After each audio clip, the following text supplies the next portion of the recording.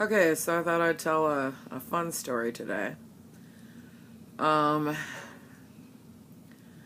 always had a problem with believing in UFOs as far as them being of extraterrestrial origin. Had a problem with aliens. It just, it seemed so far-fetched. I realize, yes, I absolutely believe that there is life in the universe. I believe there is intelligent life in the universe. I believe that there is probably other life that are far more advanced than we are. My problem with aliens was that visiting us is that living beings come from living planets. And planets have a tendency to go through cycles of extinction. Whether it's volcanic or from a meteor or comet or, whatever. There are a million ways to die on your planet. And the idea that a species could achieve intergalactic travel or even galactic travel before they got wiped out, that would really seriously reduce the number of beings that would be available to even look for another planet with intelligent life. I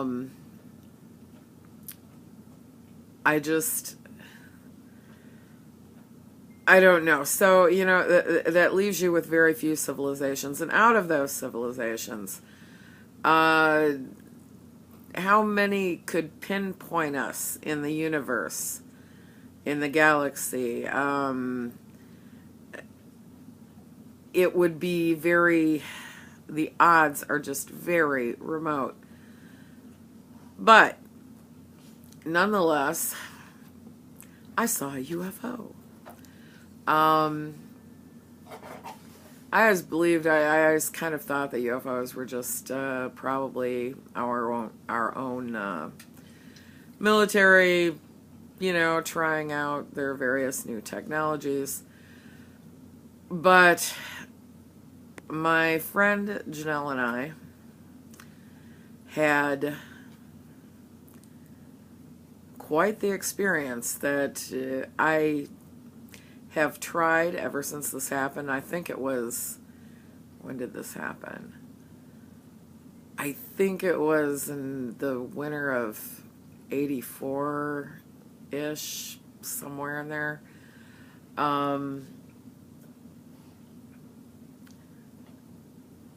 But we were, she had asked me to go with her. She had bought a horse, and she needed to go out to the farm where the horse was to make a payment.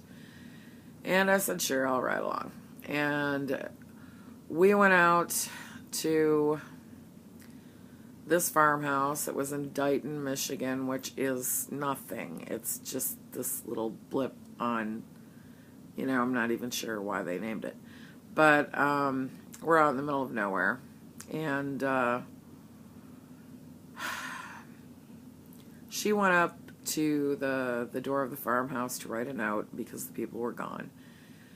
And I got out of the car and was leaning against the hood. And, it gets dark here early in the winter.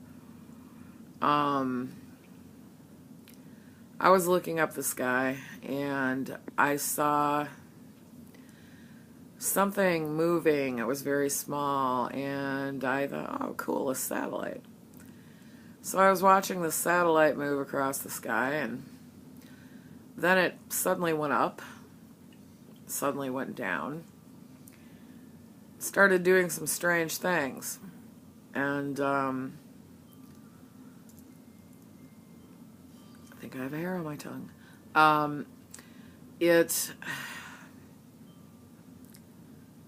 Janelle came back to the car, and I'm like,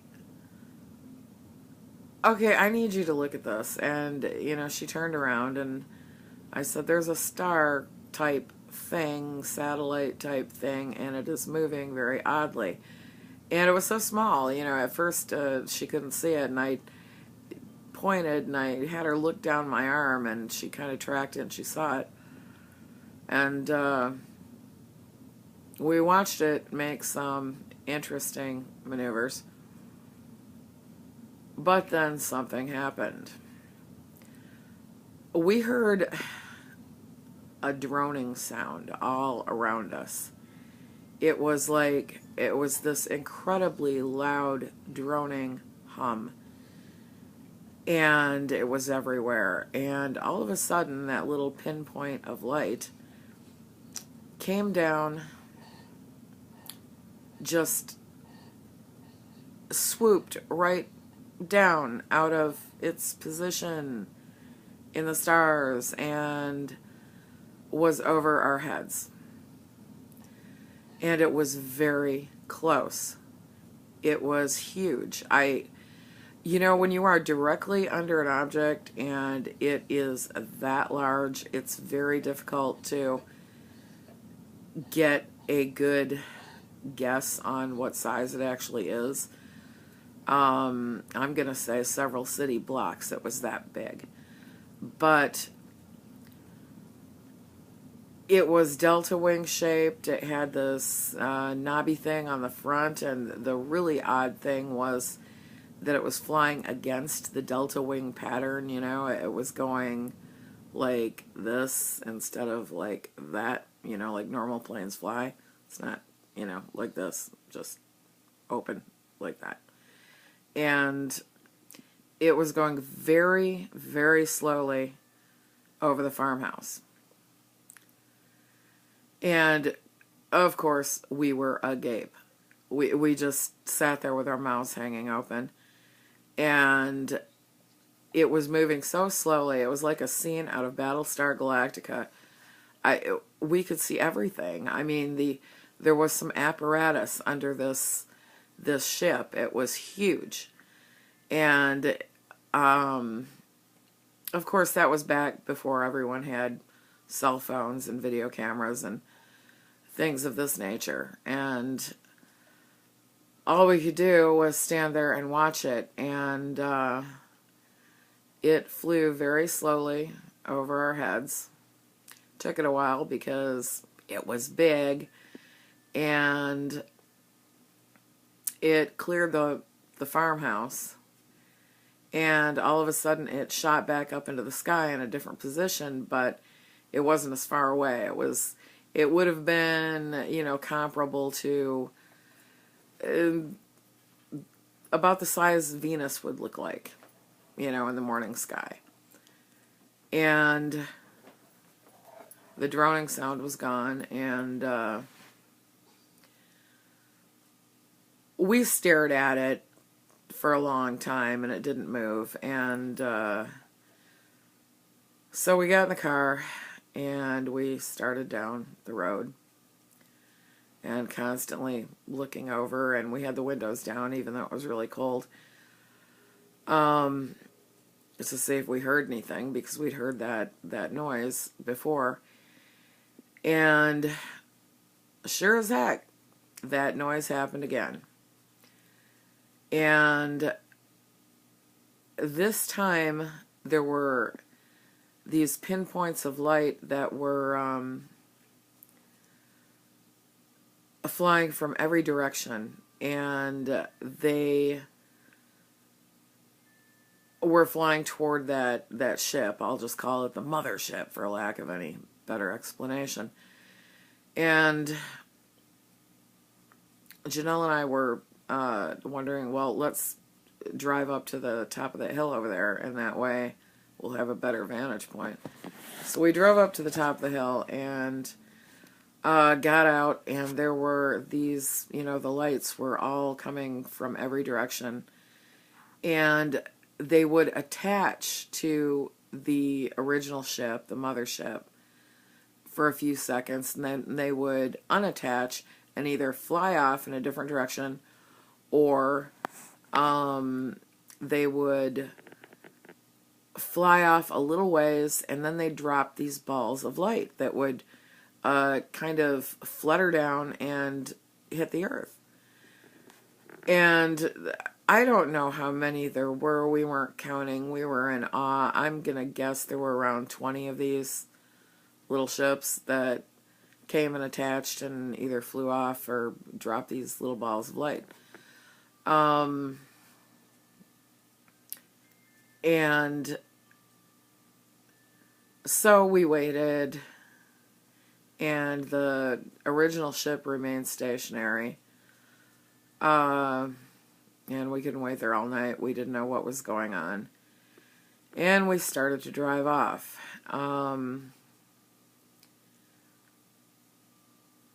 We didn't know what to do. We were talking, should we report this?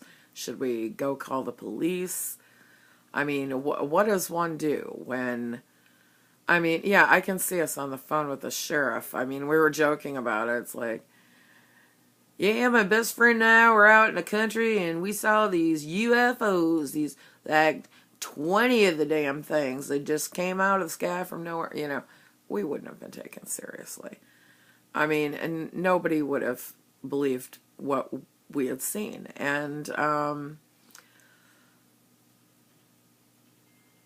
so we decided to, we knew a Native American shaman lady, and we decided to go tell her what had just happened and, you know, ask her for her knowledge of it. And we went over there and we talked all night, and she had also had experiences where she'd seen UFOs, and she told us stories about other tribal members who had seen UFOs. And that's pretty much all that happened for the initial experience of it. Did anything else come of this sighting? Well, first let me say, we tried to explain it away logically in every way that we could. And it was funny because later, like many years later, I was reading a small published magazine for northern Michigan, and a farmer in Dighton had witnessed the same thing on the same night.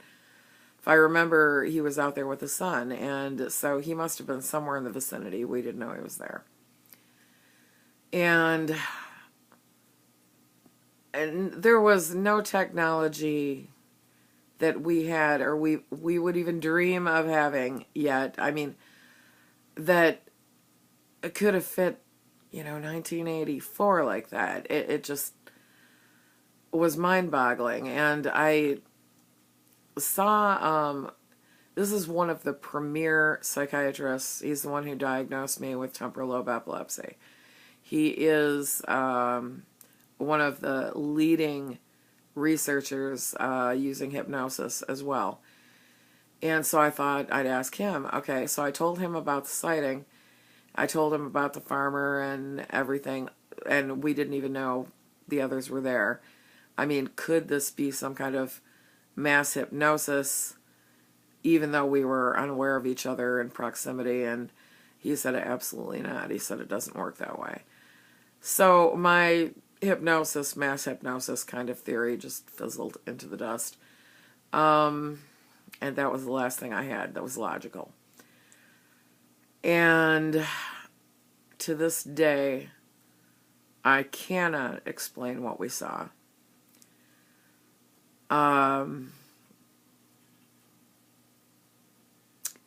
You know, if you want to say it was one of our government's flying machines, you go right ahead. But the likelihood of that at that time with that kind of technology, and I thought about this a lot. Now, here's something else. Why did we hear the sound first? Okay, light travels faster than sound, and yet we heard the sound first. So that kind of didn't make sense. However, it did